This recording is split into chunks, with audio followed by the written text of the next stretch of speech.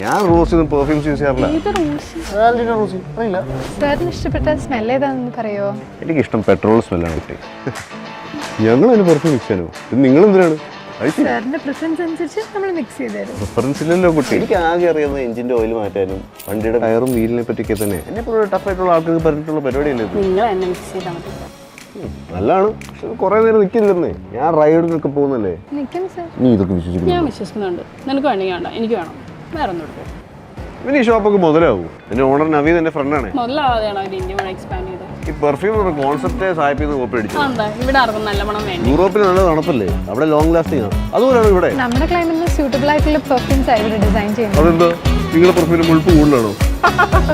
Oil concentration കൂടുതലാണ്. Tropical ക്ലൈമറ്റിൽ less ഇവാപറേറ്റിംഗ് ആയിരിക്കും. അപ്പോൾ മുഴുപ്പ് കുറച്ച് കൂടുതൽ.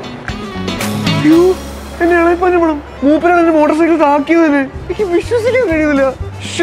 എനിക്കിത് വേണം. ഈ മണം ജന്മം തിരിച്ചു കിട്ടുന്ന കരുതിയല്ല. പറഞ്ഞു മനസ്സിലാവത്തെ. അതങ്ങനെയാ സർ.